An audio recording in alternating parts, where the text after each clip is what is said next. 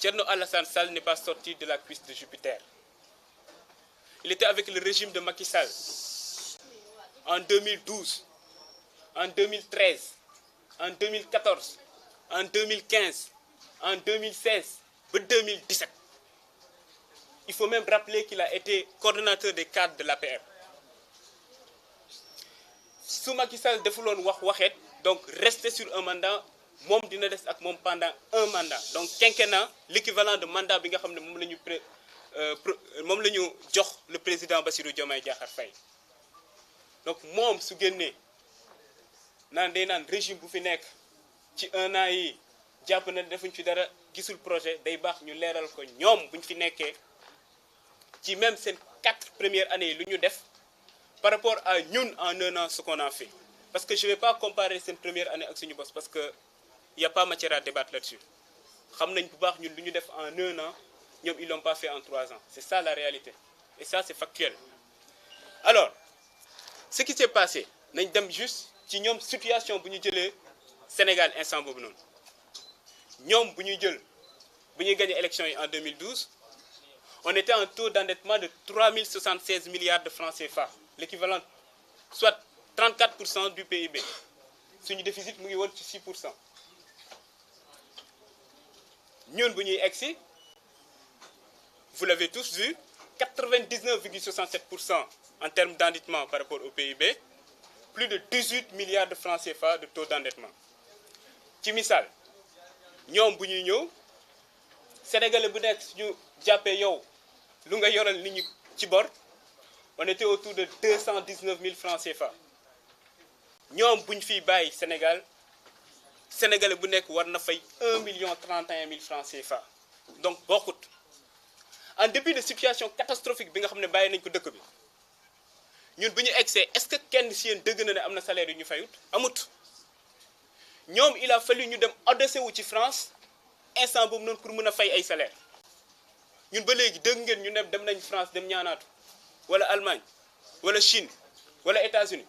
kenn dëgguñu fenn fu ñu dem ñaanaatu te ba léegi ñu ngi continuer di fay ay salaire yemuñ ci loolu noonu amul benn secteur bu ngay laal tey te gisoo ne nit ñi ñu ngi ciy def ay jéego yu am solo secteur yëpp nag laa wax. Et en dépit de tout ça nga gis aussi ceeb wàññi nañ ko suukar wàññi nañ ko mburu wàññi nañ ko farine wàññi nañ ko tout ça ci at bii nii la nekkee en dépit de la situation catastrophique bu am Sénégal. Ki nga xam ne nag nekkoon nag ak ñoom pendant 5 ans voire 6 ans moom moo ñëw naan tey il se permet di naan en un an ñun defuñu fi dara. Donc c'était pour leeral juste côté boobu noonu par rapport à ce point-là.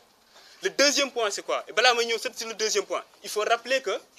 ñun en un an quand même en 6 mois c'est-à-dire en moins d'1 an on a présenté aux Sénégalais notre référentiel de politique publique donc muy vision 2050 présenté le plan quinquennal ak un master plan stratégique. ñoom il leur a fallu 2011 2012 2013 2014 pour ñu dem wuti ab cabinet à l'étranger pour mën a présenter au Sénégalais plutôt le PSE te ñëpp xam nañ PSE bi nu mu demee woon te duñ ko présenter aussi ñun bu ñu nekkee ci espace politique ba léegi à chaque fois suñuy débattre un débat de fond la ñuy def un débat d'idées naan PSE bi mën nañ ci jukki tel ou tel point d'accorduñ ci mais est-ce que gis ngeen boobu léegi kenn si ñoom jukki ay points ci vision 2050 wala le plan quinquennal naan lii d'accord ma ci wala lii jàpp naa ne nii moo gën amut démb aussi maa ngi koy dégg mu naan le coût du carburant dafa waroon wàññeeku parce que moom son argumentaire ci ñaari point la ko lal ay facteurs exogènes notamment baril pétrole bi jàpp na ne wàññeeku na au niveau mondial ak ay facteurs endogènes jàpp na ne ñun ñu ngi commencé di produire pétrole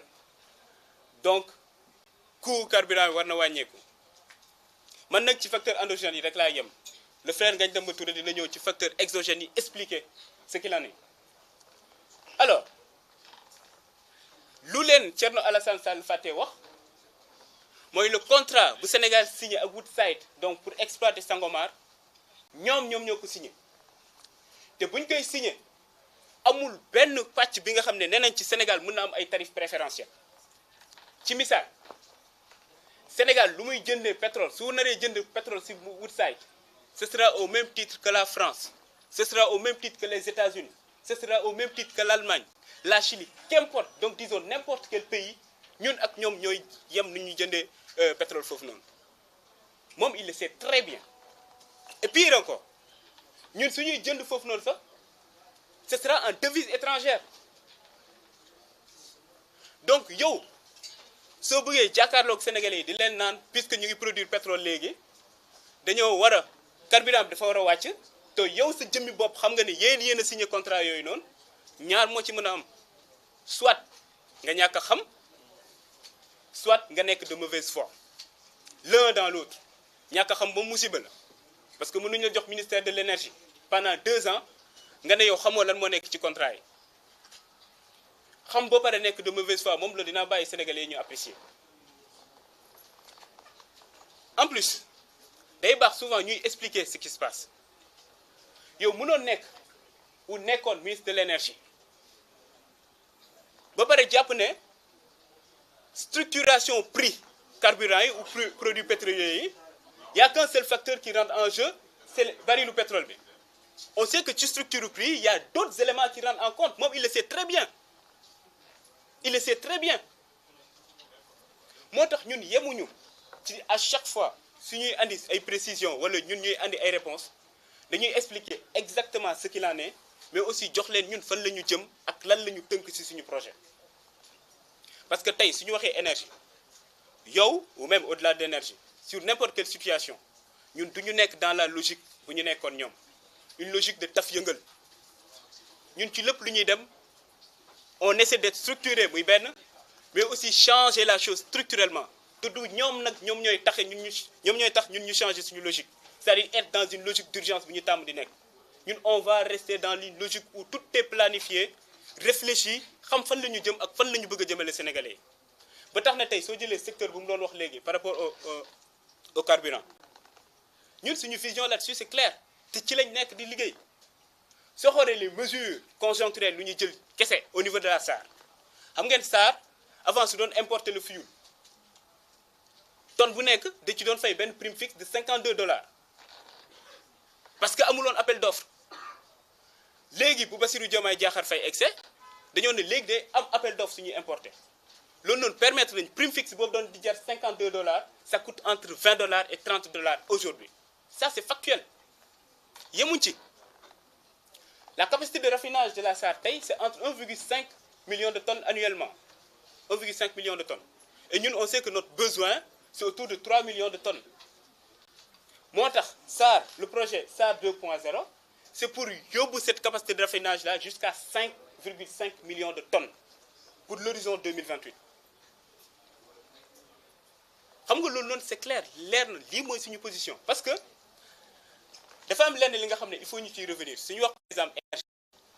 xam nga France par exemple su ma jëlee exemple pays bu mel ni France ñoom seen taux d'indépendance énergétique ba wàcc à 55% tout de suite ñu def commission d'enquête parlementaire en mars 2023 où ils ont appelé anciens ministres de l'énergie yëpp ak même parfois ay présidents pour laajte leen yan politique ngeen mëne bu tax suñu politique ou suñu taux d'indépendance énergétique wàcc ci misaal suñu wax taux d'indépendance énergétique mooy nga jël rapport entre énergie primaire yi nga xam ne ñun dañ koy produire ci suñu dëkk par rapport aux énergies primaires yi nga xam ne dañ koy consommer suñu waxee énergie primaire nag ñaari type d'énergie primaire moo am les énergies de stock mooy charbon par exemple le gaz le pétrole l'uranium etc. les énergies qui ne sont pas renouvelables à l'échelle humaine su ñu waxee énergie de flux nag moom moo nekk par exemple énergie solaire muy énergie hydraulique wala énergie éolienne par exemple ce sont les énergies renouvelables donc yow à chaque fois soo bëggee xam yow sa taux d'indépendance énergétique da ngay def le rapport entre yow énergie primaire yi nga xam yaa ngi koy produire chez sa dëkk par rapport à l'énergie ou aux énergies primaires yi nga xam moom la ñu consommer te lu tax loolu am solo mooy tey suñu la ne am nga souveraineté côté énergétique ça veut dire que yow sa économie am na benn résilience de sorte que ay choc exogène su amee muy ci baril bi wala leneen ak leneen yow sa économie mën na koo attan c'est-à-dire du am répercussion bu bëri yow ci sa économie wala sa structure économique ñun foofu la ñu jëm ak yéen loolu noonu c'était juste un point par rapport à moom lu mu wax dëmb ci carburant bi ak leneen par rapport au bilan mais nag xam naa ne lu ëppal nit ñi solo tey mooy suñu débat ban ak moom